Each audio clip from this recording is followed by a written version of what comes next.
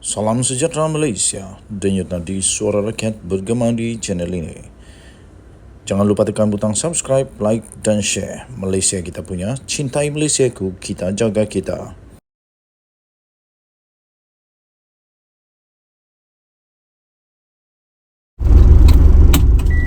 Salam sejahtera Malaysia, denyut nadi suara rakyat bergema di channel ini. Okey, hari ini hari Jumaat, so anak-anak balik awal dari sekolah. Jom kita ambil anak dulu, sambil-sambil tu kita borak-borak. Akhirnya setelah lama berdiam diri, akhirnya Anwar Ibrahim, Perdana Menteri Malaysia, yang amat berhormat Perdana Menteri Malaysia, membuat satu pengakuan yang cukup mengejutkan. Anwar, Perdana Menteri Malaysia, mengakui bahawa komunikasi kerajaan lemah. Perdana Menteri Datuk Seri Anwar Ibrahim mengakui terdapatnya ruang untuk penambahbaikan dalam usaha komunikasi kerajaan susulan pilihan raya negeri 2023. Ini saya setuju. Saya fikir semua badan-badan JKOM, terutamanya badan-badan penerangan untuk kerajaan, sepatutnya bekerja keras. Seperti satu ulasan daripada Sahbudin.com yang mendakwa Sahbudin Hussein membuat satu artikel yang cukup bermakna, iaitu beliau berkata, memang betul bahawa sekarang ini seolah-olah badan propaganda untuk kerajaan seolah-olah kurang berfungsi dan ditutupi dengan keberkesanan dan satu cara yang lebih padu, yang lebih hebat dipersembahkan oleh pembangkang punya badan propaganda. Okey, jadi kerana itu Datuk Seri Anwar Ibrahim akhirnya mengakui bahawa komunikasi maksudnya ialah termasuklah mungkin pengiklanan, termasuklah bagaimana untuk menyalurkan maklumat-maklumat penting tentang dasar-dasar kerajaan kepada rakyat. Okey, tuan-tuan dan puan-puan, kenyataan itu dibuat ketika satu sesi dialog yang dihadiri Anwar di Universiti Teknologi Malaysia di Skudai, Johor pada hari ini, di mana seorang pelajar telah menyuarakan kritikan terhadap kemahiran perhubungan awam kerajaan. Pelajar tingkatan 6 yang sound direct. Tapi ini bagus untuk penambahbaikan kerajaan yang ada sekarang ini. Kalau tidak, kemungkinan besar susah lagi untuk memenangi jiwa-jiwa rakyat ni, sebab rakyat perlukan komunikasi yang cukup padu daripada kerajaan supaya rakyat tahu inspirasi dan juga hala tuju kerajaan. Pelajar tingkatan 6 tersebut yang hanya memperkenalkan dirinya sebagai Syed Ali berkata, sistem komunikasi yang lemah itu, terutamanya di media sosial, telah menyebabkan usaha-usaha yang dilakukan oleh kerajaan tenggelam dengan kritikan dan fitnah-fitnah. Katanya, saya yakin jentera komunikasi yang lemah di pihak kerajaan juga antara yang menyumbang kepada kemerosotan prestasi kerajaan perpaduan dalam PRN yang lepas, kata pelajar tersebut. Lihat saja, pelajar pun tahu.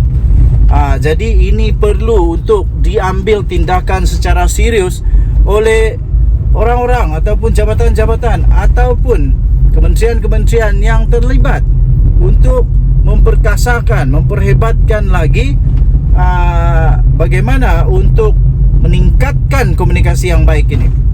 Tambahnya, ketidakberkesanan kementerian dan agensi kerajaan yang tertentu itu membuktikan perlunya usaha mereformasikan penyebaran maklumat oleh kerajaan dan keperluan untuk pasukan media yang lebih baik.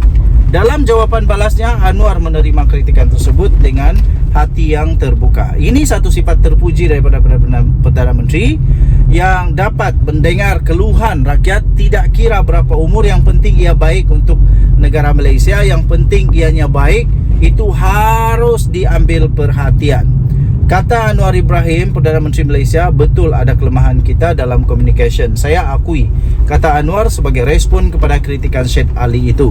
Katanya, dia pernah berdepan dengan beberapa tuduhan daripada seteruk politiknya bermula daripada dituduh mengkhianati Islam, seterusnya dilabel pula oleh sebagai alat kepada DAP, sehinggalah kritikan kerana menggunakan kenderaan kerajaan untuk tugasan rasmi kerajaan. Hoi, tugasan rasmi pun kena kritik juga. Dan terbaru katanya dia dikritik kerana menghadiri sebuah konsert di mana pembangkang melabelnya sebagai majlis maksiat. Okey. Jadi bagaimanapun Perdana Menteri itu berkata tanggungjawab untuk menangkis kritikan dan serangan sedemikian tidak hanya terletak pada bahu kerajaan semata-mata. Okey, jadi tuan-tuan dan puan-puan yang dihormati sekalian, ini perlu diambil perhatian. Dan Perdana Menteri Malaysia berkata, you kena jawab, apakah itu majlis maksiat atau tidak? Apakah tak boleh seorang Perdana Menteri hadir ke majlis kebudayaan?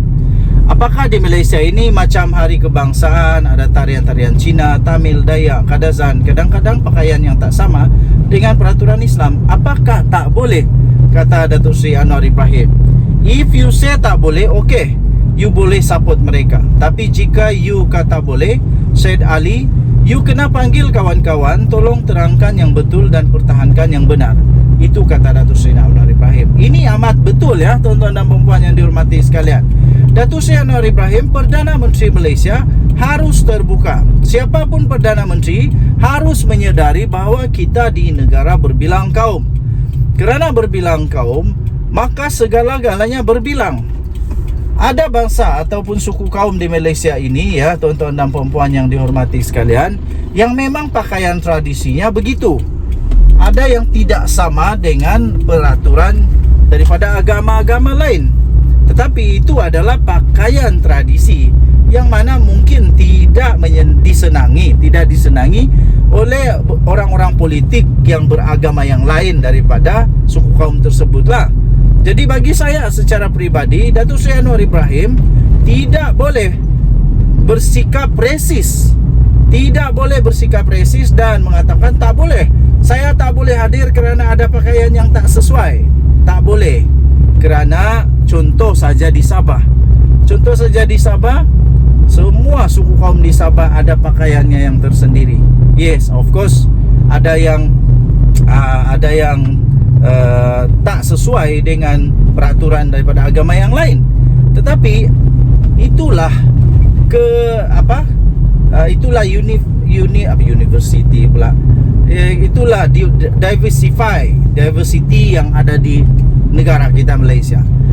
Tuan-tuan dan puan-puan yang dihormati sekalian, kerana itu saya percaya rakyat Malaysia semua bijak dapat membuat penilaian sendiri.